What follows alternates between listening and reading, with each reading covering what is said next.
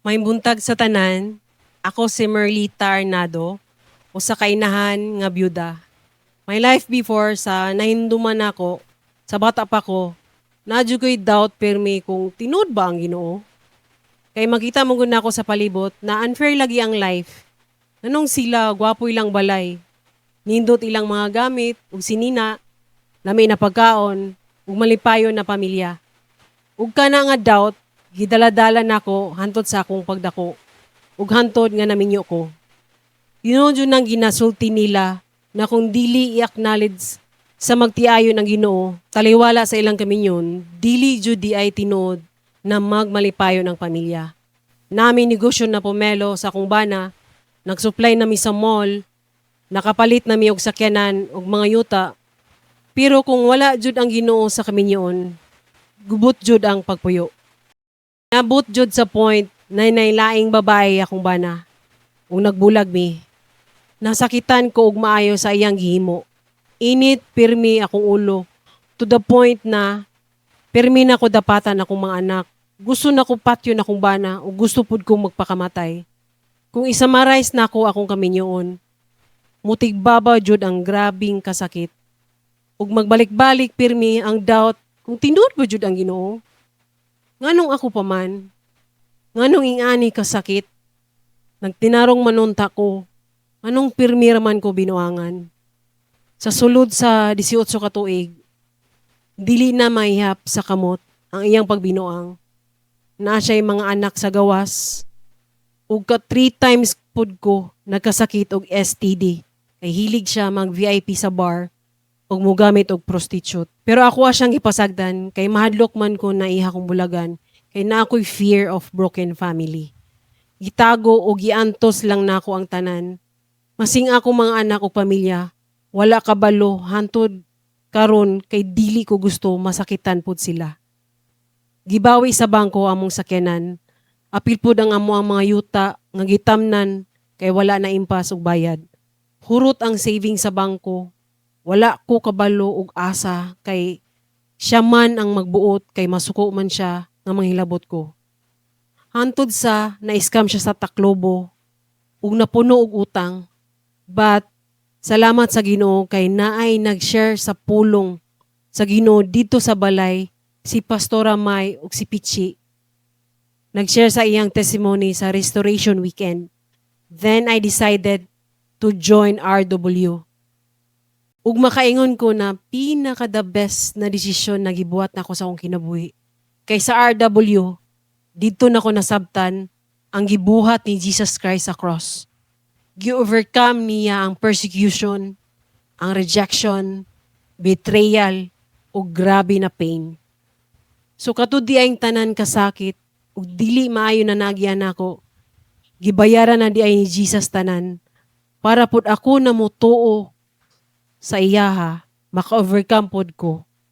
Ug iana, niana siya, it is done, it is finished.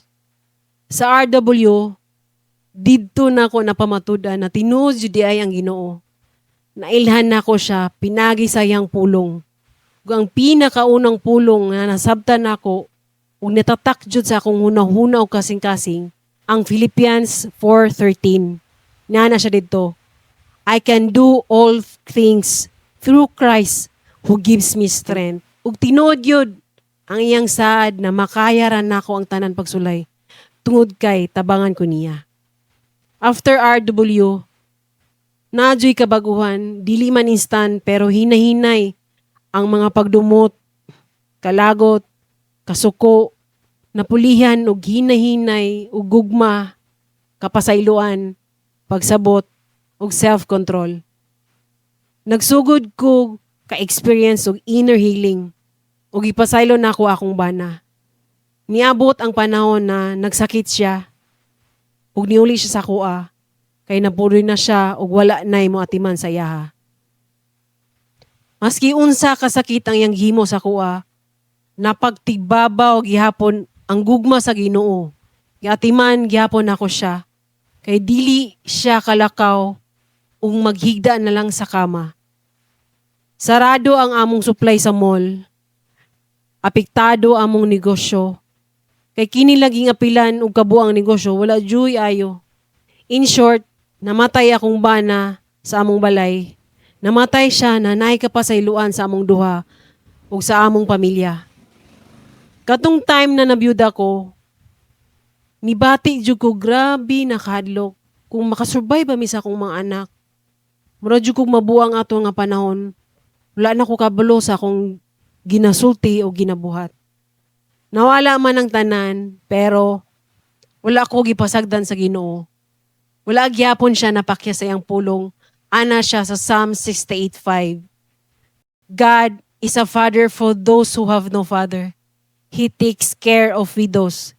He rules from His holy home. Nagkaroon kog balik og hope, courage, strength para makabadayon ko ug magtinarong sa kinabuhi. Ug hinay-hinay, gi-restore balik sa Ginoo among negosyo. Nagyapon nagtindog among pomelo business. Wala mi gipasagdan sa akong mga anak, masing wala na akong bana, nagyapon ang Ginoo sa mua. Ug karon, ginatagaan ko higayon sa Ginoo na mahimong panalangin pod sa uban. Nako karon sa Dikit team, nag-serve sa mga bata. Kauban nako ako mga anak, igsuon ug mga higala nag-alagad sa Ginoo. Sa mga sawa ug bana dinha nabugat ang ginapang-agian sa inyong kaminyoon. Ginauhag ta mo na mo join sa Restoration Weekend. Kay sa RW, ma-restore imong maling pangunahuna bahin sa Ginoo. Maayog balik imong samaran nga kasing-kasing ug most especially ma-restore og balik ang imong relasyon diha sa Ginoo. Tinuod gyud ng Ginoo, pinalangga og hinigugma ta niya. Tanan dungog, himaya ug pasalamat, iya lamang. I'm Merlita Arnado, once broken, now restored. All glory to God forever.